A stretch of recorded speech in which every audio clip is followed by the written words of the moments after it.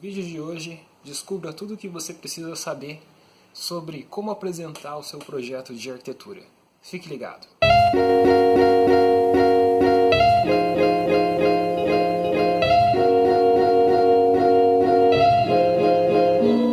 E aí, beleza? Como é que você tá? Aqui é Rafael Fischer, eu sou arquiteto urbanista, mestre em engenharia da construção civil e também um dos cofundadores do Como Projetar.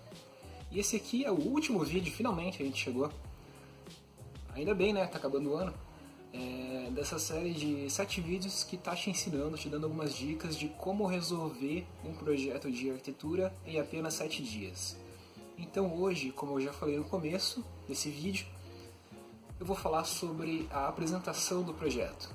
Assim, eu quero basicamente dar para você 7 dicas, 7 itens, 7 coisas que, se você lembrar na hora de apresentar, você vai conseguir fazer uma apresentação melhor e mais convincente. Bom, então a primeira coisa que eu tenho para te falar é que você, na hora que você for apresentar o seu projeto, em vez de mostrar as coisas literalmente, mostrar dados, mostrar a planta do projeto e dizer, isso aqui é a sala, isso aqui é a cozinha, não. Conta a história do teu projeto. Conta como que você chegou naquele projeto que você está apresentando. E assim, é uma coisa que eu lembro que acontecia muito na faculdade, era de alunos pegarem os desenhos, as plantas, as pranchas do projeto e começarem a simplesmente descrever do que se tratava aquela planta, né, do que se tratava cada ambiente.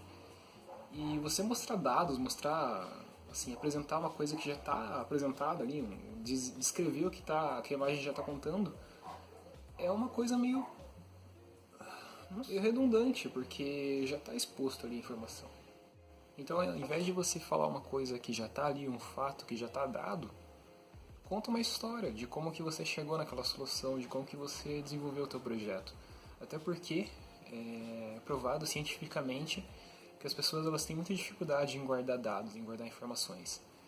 Então, se você fala dados, pode ver um jornal, por exemplo, né? O jornal ele nunca vai falar, ele até fala os dados de uma determinada situação, uma determinada manchete, notícia que ele está dando, mas ele sempre coloca uma história, né? Ele sempre pega uma pessoa para ilustrar aquela história.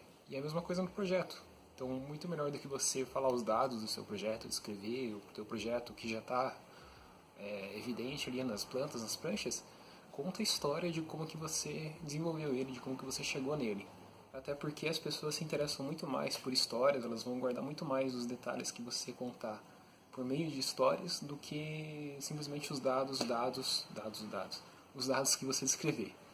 Então, conta a história de como que a forma evoluiu, a forma do teu projeto, né, evoluiu, como que você pensou a estrutura, como que você resolveu o problema, como que era o problema antes e como que ele está resolvido agora, enfim, tem tantas histórias que você pode contar a respeito do teu projeto, e obviamente, já que você vai contar a história do teu projeto, é interessante você seguir uma ordem lógica nessa tua apresentação. Então a tua apresentação que você vai fazer do teu projeto, ela tem que ter início, meio e fim, como toda boa história.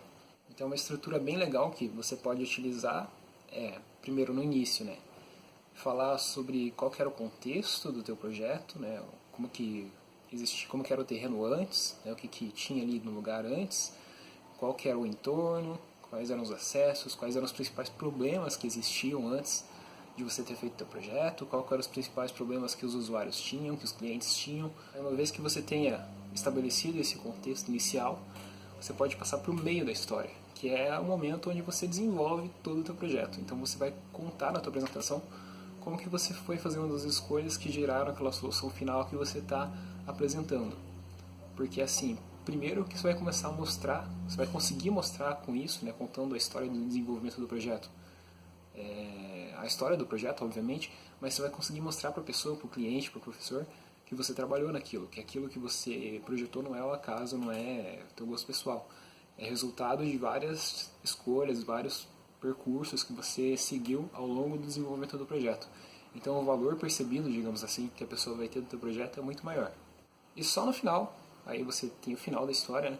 Só no final você vai, de fato, mostrar o projeto como ele ficou. Você vai dar ênfase nas características dele. Outra dica que eu dou é, na hora de apresentar o teu projeto, utilizar uma linguagem simples e direta. Porque você vê muitos profissionais, muitas pessoas querendo usar uma linguagem mais prolixa, mais elaborada, cheio de jargão, cheio de palavras específicas, e as pessoas utilizam essas palavras mais complexas, achando que fazendo isso elas vão estar impressionando, elas vão estar mostrando que elas são inteligentes, que elas são cultas, que elas dominam o assunto. E sendo que quando você apresenta o projeto, a tua missão ali não é mostrar para as pessoas que você é culto, que você é inteligente, que você manda muito bem, que você é... Não, não é isso. O objetivo teu ali é mostrar, é apresentar o projeto, é fazer com que as pessoas entendam o projeto que você fez. Isso que importa. Não mostrar que você é inteligente. Então não faz sentido usar uma linguagem prolixa, cheia de jargão, só pra, sei lá, só pra mostrar que você é inteligente. Então, ao invés disso, na hora que você for apresentar o projeto, usa uma linguagem mais simples, mais direta, mais objetiva, com palavras que as pessoas entendem, até porque no futuro você vai apresentar o projeto para o cliente, e o cliente muitas vezes não vai ser arquiteto e não vai ser engenheiro, ele não vai entender umas coisas muito específicas da arquitetura. Então, simplifica, usa metáforas, usa analogias, tenta facilitar a vida de quem vai, para quem você está apresentando o seu projeto, para que ele consiga de fato entender e de fato ser convencido de que aquilo que você fez, aquilo que você pensou, é a melhor alternativa para o problema que ele tinha. O que eu dou também é você utilizar e abusar das imagens na hora de apresentar o teu projeto. Porque, afinal de contas, uma imagem vale mais do que 1000 palavras, como já diria o clichê. Então tenta dar um jeito de que tudo que você for falar na hora de apresentar o teu projeto, que você tenha como mostrar aquilo que você está falando de uma maneira visual. Por isso que é importante que você, como a gente falou no vídeo anterior, que você planeje como que você vai representar o projeto justamente em função da maneira que você vai apresentar ele, porque assim você sempre vai ter, na hora que você for apresentar, você vai ter o subsídio, uma coisa visual ali que vai te ajudar a justificar o projeto. Óbvio que nem sempre você vai conseguir representar tudo que você está falando na hora de apresentar, sempre vai ter alguma coisa que vai ficar faltando, ou que vai ser difícil você desenhar porque não tem tempo, e até porque a gente está num prazo bem curto aqui de 7 dias, e você vai ter que acabar fazendo isso por meio de texto, talvez. Então, nessas situações é bom você utilizar uma imagem mental, digamos assim. Então, você está explicando determinada situação do teu projeto, tenta fazer uma analogia com uma coisa que as pessoas conhecem. Então, tenta comparar o que você pensou para o teu projeto com uma coisa que as pessoas conhecem, que daí elas vão gerar aquela imagem mental na hora que você está explicando, e daí você não vai precisar ter desenhado aquilo para que as pessoas consigam visualizar aquilo que você pensou para o teu projeto. Mas é óbvio que o melhor mesmo é você sempre ter cortes, elevações, plantas, desenhos técnicos para explicar o teu projeto. Obviamente, esses desenhos mais técnicos, eles são mais... É como se eles fossem... Se você fosse fazer uma comparação com a linguagem, é como se eles fossem uma linguagem mais prolixa, porque eles são mais difíceis de ser entendidos. Então, não é todo mundo que vai olhar e vai entender. Mas é importante que eles estejam lá. Só que também é importante que você se comunique por meio dos desenhos, das imagens, de uma maneira mais simples também. Então, por isso que você precisa ter diagramas, por isso que você precisa ter renders, perspectivas, porque o render, perspectiva, diagrama é como se fosse a linguagem simples que eu falei no item anterior, e qualquer pessoa vai conseguir entender aquilo. Você está falando uma linguagem que as pessoas leigas, que não entendem de desenho técnico, de arquitetura, vão conseguir olhar para aqueles desenhos, para aquelas imagens, e já entender do que se trata. E, obviamente, você falando ainda por cima, né, mostrando, apontando para esses desenhos, vai ficar muito mais fácil das pessoas conseguirem entender o teu projeto. Outra dica valiosa que eu dou é selecionar as informações que você vai apresentar a respeito do teu projeto e mostrar elas, e assim, selecionar as mais importantes, selecionar o que interessa de fato para a pessoa que você está apresentando o projeto. Então, muitas vezes, quando a gente apresenta o projeto, principalmente na faculdade, a gente começa a apresentar e tal, do geral para o particular, né, do contexto, da implantação, digamos assim, para o detalhamento. Só que quando a gente chega no detalhamento, a gente começa a se empolgar e começa a explicar demais um detalhamento específico, uma coisa muito específica que, no contexto geral do projeto, não vai ajudar muito a pessoa a entender o que você está propondo. Então é muito mais valioso, é muito mais importante você explicar o conceito geral, a ideia geral do projeto, como que você pensou aquele projeto, do que perder tempo com uma especificidade que, tá, não vai mudar muito na qualidade do teu projeto. Não vai interferir muito na qualidade do teu projeto. Então, se preocupa em passar a ideia geral e passar que você as escolhas que você fez de projeto de uma forma mais abrangente, assim, e mostrar para a pessoa que você está apresentando, para o professor, para o cliente, para o usuário, como que você resolveu o problema dela, como que você resolveu o problema, como que você chegou naquela solução. E não em pormenores, em detalhes, em minúcias que são muito específicas e que de repente nem são tão interessantes, vão fazer com que você gaste tempo, que você poderia estar explicando uma outra coisa mais importante, e sendo que não é esse o foco aqui agora. Sem contar que quando você começa a apresentar muita informação, a dar muitos detalhes de alguma coisa, qualquer coisa, isso começa a ficar confuso, né? Porque a pessoa ela começa a ter uma sobrecarga de informações, ela não vai conseguir assimilar tudo. Então seleciona as informações, seleciona aquilo que é importante, que é o que importa. O importante é o que importa. O importante é o que importa, então seleciona o que é importante. Outra dica que eu dou também é com relação, tá, você terminou a apresentação e tal, daí vai chegar uma hora que os professores, ou que os clientes, ou que os usuários vão começar a fazer perguntas, vão ter dúvidas, isso é natural. Então não leve para o pessoal, nunca, jamais, uma dúvida, uma sugestão ou uma crítica que você receber. Primeiro que no ambiente acadêmico, por exemplo, vai ter gente que vai estar acompanhando a tua apresentação que simplesmente não vai estar interessado no que você fez, né? Você não conseguiu despertar o interesse nela, nas pessoas, simplesmente você não vai conseguir agradar todo mundo. Então é natural que essa pessoa, de repente, ela seja mais crítica gratuitamente, digamos assim, ela faça as críticas gratuitas para você. E é importante você conseguir perceber isso, perceber que aquela pessoa, de repente, não é a pessoa mais interessada no teu projeto e desconsiderar isso, né? Não levar pro pessoal, não levar pro... não pegar rancor dessa pessoa se ela falar alguma coisa que você não goste, porque no fim das contas não vai importar muito.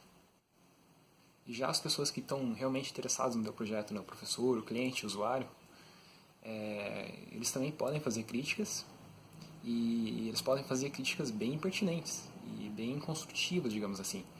Então, não leve para o pessoal, né? Não ache que ele está criticando você. Provavelmente ele vai estar criticando o teu trabalho e, assim, faz parte. E se for uma crítica construtiva, você vai poder utilizar no futuro, depois quando você for refazer esses projetos, se você for de fato refazer, se tiver uma outra etapa, você vai poder utilizar essa crítica para melhorar o teu projeto. Então é uma coisa boa no fim das contas, você ter esse feedback, você ter essa crítica, essa contestação de uma coisa que você fez.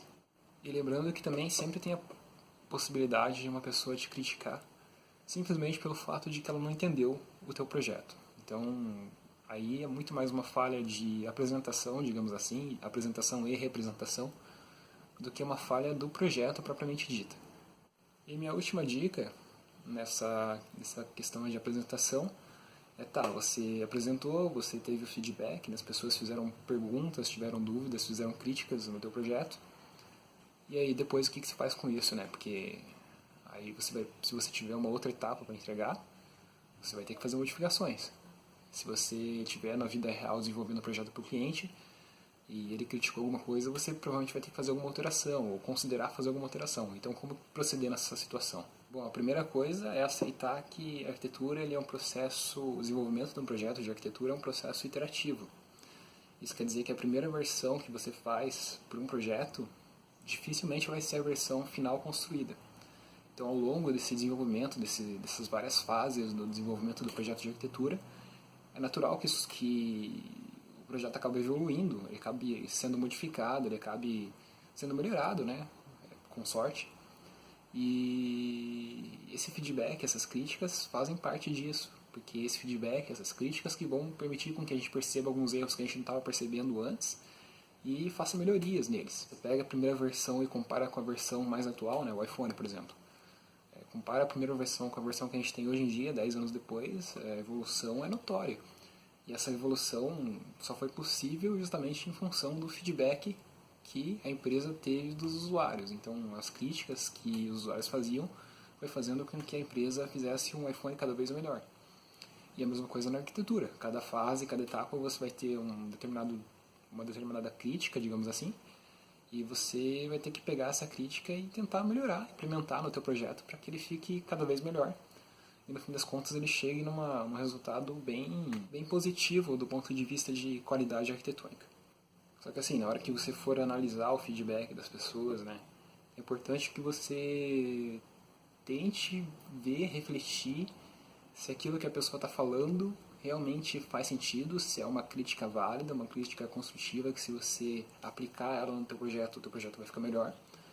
Ou se não é uma falha de entendimento da pessoa em relação ao teu projeto, se ela não entendeu alguma coisa e ela propõe uma modificação sem ter entendido que você já tinha pensado naquilo, sabe? De repente você apresentou uma coisa, um ambiente lá do teu projeto, e a pessoa não entendeu direito como que funciona aquele ambiente, fez uma crítica, uma sugestão de modificação, sem que ela tenha entendido aquele ambiente. Então, é uma modificação que se você for fazer, muitas vezes vai até prejudicar o ambiente que já está bom, e só que a pessoa não entendeu. Então, às vezes é melhor até repensar a apresentação, a forma com que você vai representar e apresentar o teu projeto, do que fazer uma modificação propriamente dita. Às vezes a forma de apresentar, uma apresentação diferente, uma linguagem diferente, pode ser mais interessante, pode ajudar a convencer e a explicar o teu projeto de uma maneira melhor, e assim esclarecer essas dúvidas e evitar que você faça modificações do teu projeto que são desnecessárias. E é isso, com essas dicas básicas de apresentação e de como implementar as melhorias, encerro essa série de 7 vídeos de como fazer um projeto em 7 dias. Espero que tenha sido útil para você, espero que tenha te ajudado. Desejo para você um feliz ano novo, a gente está praticamente no último dia do ano, nos últimos dias do ano, a menos que você esteja vendo isso em 2018, mas enfim. E é isso, se você gostou desse vídeo, dessa série, dê um like nos vídeos, se inscreva no nosso canal, porque a gente está sempre colocando vídeos novos, 2 vídeos por semana no mínimo. E acesse o comoprojetar.com.br, que tem muitos conteúdos lá para estudantes de arquitetura, você vai gostar bastante. Então é isso, um abraço para você, feliz ano novo e...